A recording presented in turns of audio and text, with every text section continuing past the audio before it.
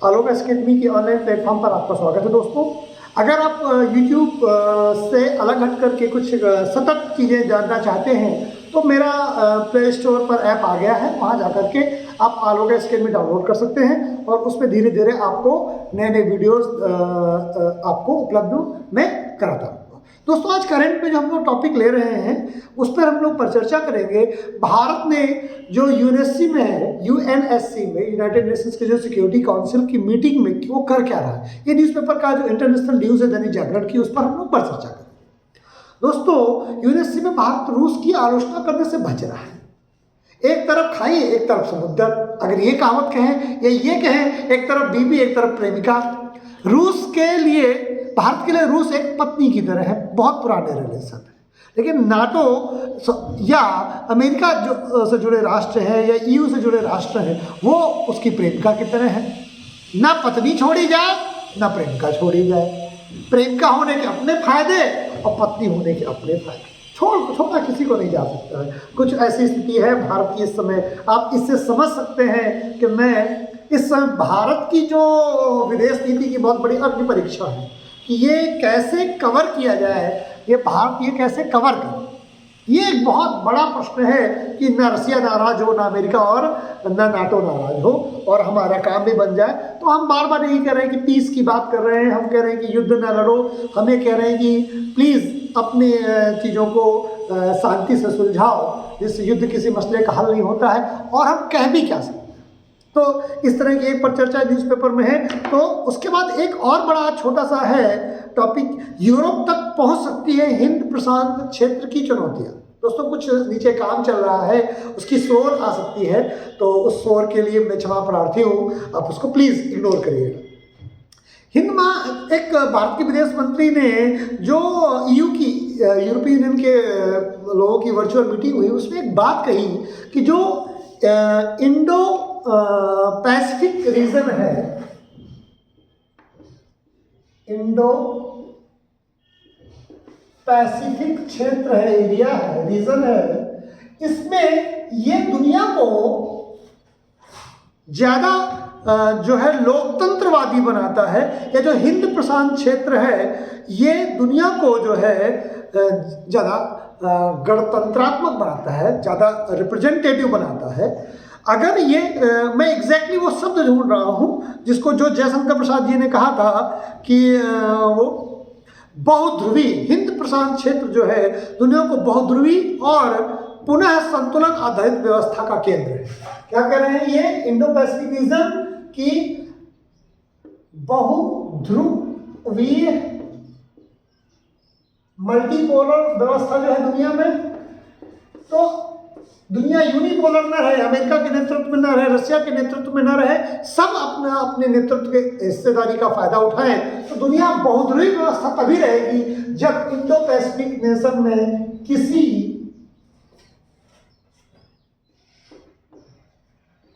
एक राष्ट्र का नियंत्रण नहीं रहेगा, नियंत्रण नहीं रहेगा।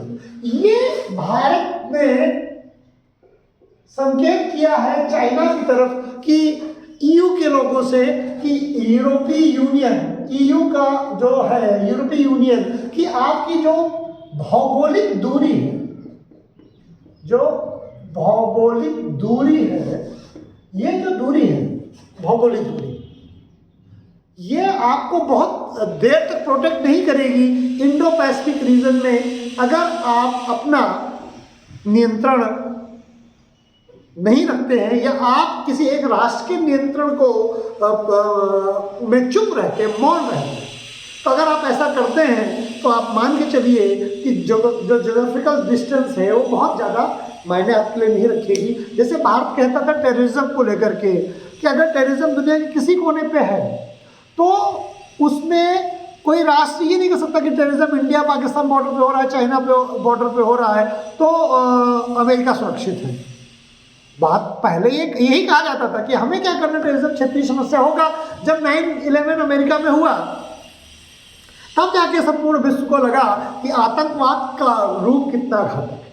इसी तरीके से अब भारत फिर पुनः वार्न कर रहा है कि जो इंडो पैसिफिक रीजन है, हिंद प्रशांत क्षेत्र है, इस पर अगर किसी एक राष्ट्र का नियंत्रण हो गया तो वो बहुध्रुवीय विश्व के लिए अच्छा नहीं है, मल्टी पोलर वर्ल्ड के लिए अच्छा नहीं है, ये यूनिपोलर वर्ल्ड की तरफ जाएगा। तो इंडो पैसिफिक रीजन इतना क्यों इम्पोर्टेंट है? क्योंकि विश्व का प्रमुख व्यापार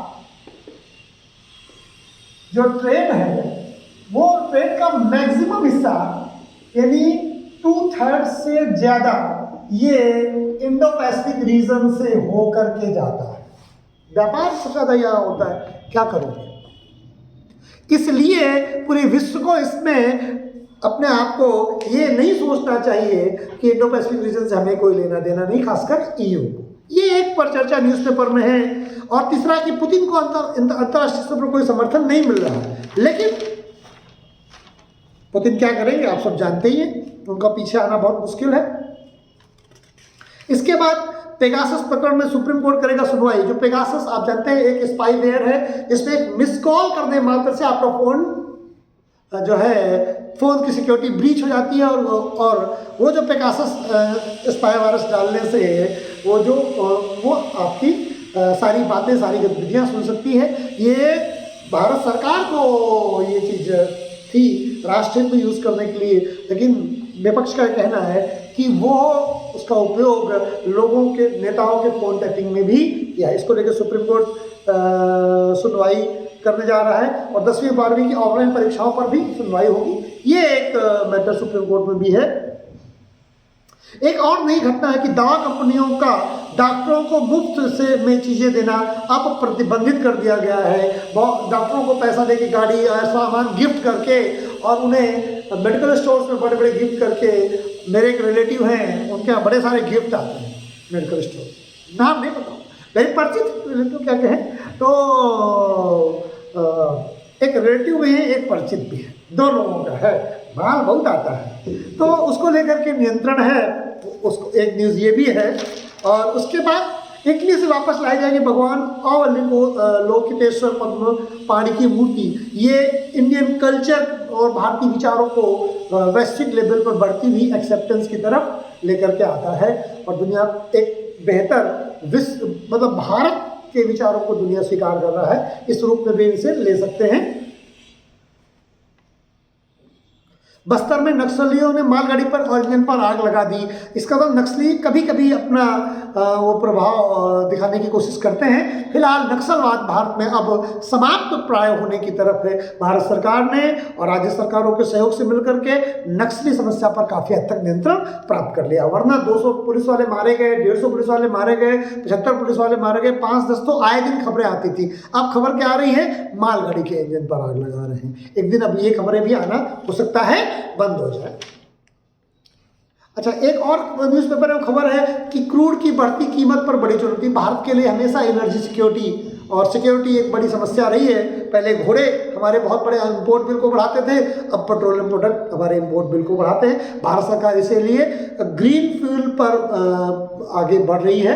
अगर ग्रीन फ्यूल का वीडियो आप देखना चाहते हैं तो आप जाकर के मेरे प्लेलिस्ट पे जाकर के मेरे वीडियोस में से आप ग्रीन फ्यूल पर क्या होता है उस पर मैंने 15-20 मिनट का पर चर्चा की है, आप उस पर जाकर के देख सकते हैं। उसके बाद न्यूज़पेपर में एक विवेक काटू हैं, जो ये विदेश मंत्रालय में सचिव रहे हैं, सेक्रेटरी रहे हैं। इनका ये कि जो हिजाब, इन्होंने एक एडिटोरियल निकाला है कि तूल न पकड़ने पर हिजाब विवाद। तो अब बिल्कुल सही है, तूल ना पकड़े। एक स्कूल के ड्रेस कोड को लेकर चला विवाद, पूरे भारत में हिंदू मुस्लिम को आपस में लड़ाने के रूप में प्रयोग किया जा रहा है। लेकिन इसमें केवल इस बात से मैं सहमत हूँ विवेक काटजू जी से कि तूल ना पकड़े, लेकिन तूल ना पकड़े इसके लिए हर्षा जैसी घटनाएं भी तो ना हो। कुछ मुसलमान लड़कों ने हर्षा की हत्या कर दी, और इसको लेकर के केवल लॉ एंड ऑर्डर समस्या न कहा जाए। अगर कोई मुस्लिम मरता है तो उसे यहाँ के देश के बौद्धिक मुसलमान चिल्ला चिल्ला के कहते हैं कि भारत में मुसलमान सुरक्षित नहीं, उनकी लिंचिंग की जा रही है। और जब कोई हिंदू को मुसलमान मारता है, 6 मुसलमान मार के एक हर्षा को मारते हैं, तो वो लिंचिंग क्यों न कही जाए? ये जो दोहरा चरित्र है भारत में कुछ बौद्धिक वर्ग का, उससे बचना होगा। अगर हर्षा की हत्या लॉ एंड ऑर्डर की समस्या है तो अखलाक की हत्या भी लॉ एंड ऑर्डर की समस्या है। वो फिर अखलाक लिंचिंग में जाएगा, हर्षा लॉ एंड ऑर्डर में जाएगा। ये एक दोहरा जो चेहरा है उसे नहीं होने देना चाहिए। इस देश का कोई व्यक्ति जो मरता है वो राष्ट्र की हानि होती है, चाहे अखलाक मरे या हर्षा मरे। ये जब एक पैरामीटर रहेगा, हिंदू के मरने पर दूसरा पैरामीटर और मुसलमान के मरने पर दूसरा पैरामीटर, ये ठीक नहीं। मुसलमान मरता है तो इस देश में लिंचिंग होता है, मुसलमान असुरक्षित रहता है। वेस्ट बंगाल में हजारों हिंदुओं को मारा जा रहा है, पूरी दुनिया शांत है। ऐसी खबरें हैं कि अलग अलग कारणों से उन्हें मारा जा रहा है, लेकिन एक ही मेन कारण है कि उन्होंने वोट नहीं दिया। अब इसमें कोई परिचर्चा नहीं है। तो ये एक जो दोहरा चरित्र है, इससे बचने के लिए इस देश के मुसलमानों के बौद्धिक वर्ग को और मुसलमानों को भी आगे आना होगा। हिजाब जब 1929 में ही 1928 में तुर्की एक सेकुलर राष्ट्र बना था 1928 में, तब हिजाब को बंद कर दिया गया था, बैन कर दिया था। और बाद में जब यहाँ के राष्ट्रपति वो अर्दोगन हुए तब उन्होंने हिजाब पुनः लेकर गया। 1928 में पंथ निरपेक्ष राष्ट्र में कभी कोई व्यक्तिगत धार्मिक पहनावे से लेकर ये चीज़ें नहीं चलती है। इसलिए 1928 में टर्की ने हिजाब और बुर्के पर बैन लगा दिया था। ये विवेक काटजू कहना मेरा नहीं, अपने जागरण के न्यूज़पेपर में है। ठीक है, 1978 में मिस्र में काहिरा के स्कूलों में लड़कियां हिजाब और बुर्का नहीं पहनती थी। जो केरल के गवर्नर है उनका कहना था कि जब वो कॉलेज जाते थे तो अगर 100 मुस्लिम लड़कियां आ रही हैं तो 2, 4, 5 ही लड़कियां बुर्का पहनती थी। बट 1986 के बाद जो मुस्लिम केस आया था, जिसमें साहबानो प्रकरण, जिसमें मुस्लिम महिला के पक्ष में सुप्रीम कोर्ट ने जो है मैटर किया था, उससे मुसलमानों का जो पुरुष वर्ग है, जो कट्टर पुरुष लोग हैं, उन्होंने मुस्लिम महिलाओं पर धर्म के आधार पर नियंत्रण लगाना शुरू कर दिया। और इससे देश की एक बहुत बड़ी आबादी right to equality article number 14 से भी वंचित रह जाती है। अगर आर्टिकल नंबर 25 करते हैं, धार्मिक स्वतंत्रता की बात करता है कोई व्यक्ति, तो वैसे भी उसमें रीजनेबल रिस्ट्रिक्शंस हैं, लेकिन इक्वलिटी बिफोर द लॉ की बात क्यों नहीं की जाती है? आर्टिकल नंबर 19 अभिव्यक्ति की आज़ादी की बात क्यों सबके लिए नहीं है? अगर माइनॉरिटी के लिए अभिव्यक्ति की आज़ादी है संविधान में, तो मेजॉरिटी को अभिव्यक्ति की आज़ादी क्यों नहीं दी जाती है? इस देश में माँ सीता के लिए जो है नग्न तस्वीर बनाई जाती है तो उसे अभिव्यक्ति आज़ादी के रूप में लोग कहते हैं, बौद्धिक। और जब हर्षा कोई बात कहता है तो उसकी हत्या कर दी जाती है। तो अभिव्यक्ति आज़ादी केवल माइनॉरिटी को मिलेगी, मेजॉरिटी को नहीं, ये भी गलत है। ठीक है, एक और जो मैटर चल रहा है उसमें एक खुद को बेनकाब करने वाले पाखंडी है कनाडा के, उसको लेकर के एक मैटर है, वो चल रहा है उसमें। और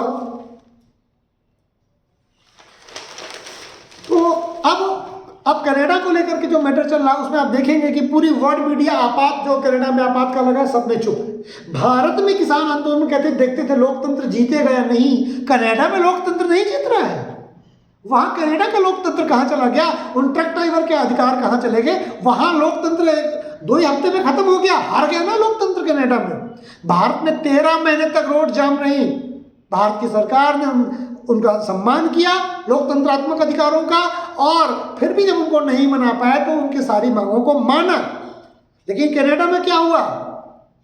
चुप है पूरी वर्ल्ड मीडिया। सबकी क्या कहते हैं, हमारे गांव में हम न कहें, जो अम्मा मरते क्या कहावत अब नहीं कहेंगे, ठीक है, सबकी अम्मा खत्म, गलत है। अगर भारत में किसान आंदोलित है और पूरे वर्ल्ड मीडिया को चिंता है, देखते हैं भारत सरकार क्या करती है, लोकतंत्र बसता है कि नहीं, तो अब पूरे वर्ल्ड मीडिया, पूरे देश कहाँ गए? कनाडा में। तो कड़वा कड़वा थू और मीठा मीठा गप, ये गलत है। अगर भारत में किसान आंदोलन है और लोकतंत्र उससे बनता और बिगड़ता है भारत का, विश्व का, तो कनाडा में क्या हुआ लोकतंत्र के मैटर में? सारे चुप हैं। तो अजीब सा दोहरापन है, जब अपने अगेंस्ट बात आए तो शोर मचाओ और जब किसी दूसरे के अगेंस्ट आए तो चुप हो जाओ। ये दोहरा रवैया है, नहीं चलना चाहिए। उसके सिवाय ये यूपीएससी के लेवल की बात है, ई लाइब्रेरी से जुड़ेंगे महाविद्यालय, मोबाइल पर पढ़ सकें किताब है, अच्छी बात है, किताबों को मोबाइल पे पढ़ें, आसानी हो, बस आंखें खराब होंगी, लोगों का मस्तिष्क कमजोर होगा, वो तो उसका डिमेरिट है।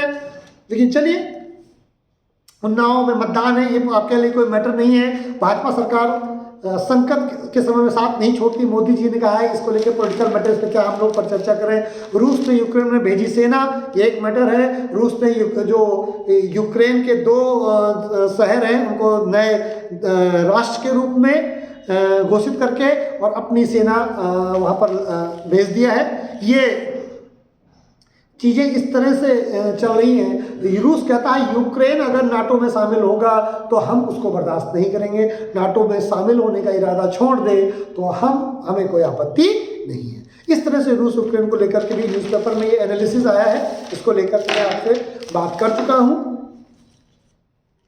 एक और खबर बड़ी खतरनाक आई है कि घर में ही बच्चे की जान ले सकता है कोरोना। तो कोरोना हमको, मानवता को अभी भी परेशान करता रहेगा, इसको लेकर के पर चर्चा है। रूस ने जो कार्रवाई की है यूक्रेन के दोनेत्स्क और लुहांस्क को, जो 2 क्षेत्र हैं, इनको गणराज्य के रूप में, स्वतंत्र राष्ट्र के रूप में मान्यता दे करके और फिर वहाँ पर उनकी लॉ एंड ऑर्डर की समस्या को लेकर के अपनी सेना को उसमें इंट्रोड्यूस कर दिया है। और ये काम उसके पहले भी वो क्रीमिया में कर चुका है और पूरा विश्व उस समय भी साथ था। अभी मुझे नहीं लगता कि इसको लेकर के विश्व कोई अंतिम निर्णय पर पहुंचेगा। प्रतिबंधों से रूस को बहुत, या किसी भी राष्ट्र को फर्क नहीं पड़ता, कुछ सालों बाद सारे प्रतिबंध हट जाते हैं। अगर रूस गलत है तो उसको लेकर के उस पर दूसरी कार्रवाई करनी चाहिए। इस तरह की परिचर्चा रसिया को लेकर के चल रही है। रसिया में $7,700 तक की क्रिप्टो करेंसी खरीदने का अधिकार मिल गया है। ये भी एक नई तरह की क्रिप्टो का कह सकते हैं कोडिफिकेशन वर्ल्ड लेवल पे, या क्रिप्टो की स्वीकारोक्ति भी शुरू हो गई है। ये एक परिचर्चा है जिसको मैंने आपको बता दिया है। अभी कोई विदेश युद्ध नहीं चाहता। रूस यूक्रेन तनाव में दुविधा ये है कि हम किस एक पक्ष के साथ खड़े हों, भारत के साथ। ये पर चर्चा मैं पहले भी कर चुका हूँ।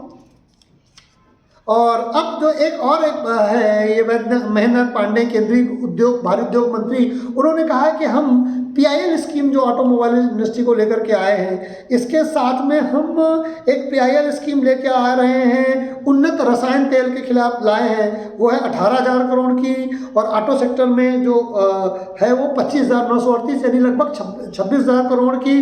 और विनिर्माण के क्षेत्र में हम 10,000 करोड़ की, यानी टोटल 54,000 करोड़ रुपए की PLI स्कीम लेकर के आए हैं, जिससे कि उद्योगों की कीमत घटे, लागत घटे प्रोडक्शंस की, जिससे महंगाई कम हो। खासकर कार के क्षेत्र में भारत में जो मैन्युफैक्चरिंग हो 20% महंगा हो जाता है वर्ल्ड लेवल पर, तो 15% अनेक कारणों से, तो उसको 18% इसीलिए PLI स्कीम में, न्यू इनोवेशन में भारत सरकार डिस्काउंट दे रही है, जिससे कि आपका जो प्रोडक्ट है वो महंगा ना पड़े और जिससे कि आप भारत एक मैन्युफैक्चरिंग हब के रूप में अपने आप को स्थापित कर सकें। तो भारत अपने आप को मैन्युफैक्चरिंग हब के रूप में स्थापित करने के लिए अलग अलग तरह की स्कीम्स को लेकर के यहाँ पर दोस्तों, आज का जो न्यूज़पेपर एनालिसिस है वो मैंने समाप्त कर दिया है। यही पर चर्चा दोनों न्यूज़पेपर में प्रमुख रूप से आई है। उम्मीद है कि ये पर चर्चा आपको सिविल सर्वेंट बनाने में मदद करेगी।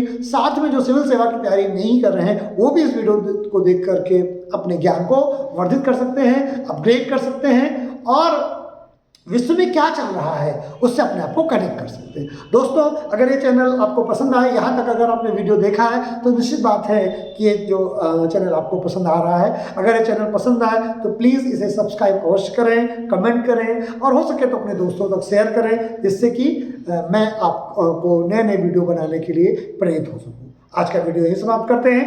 नमस्कार, जय हिंद, जय भारत।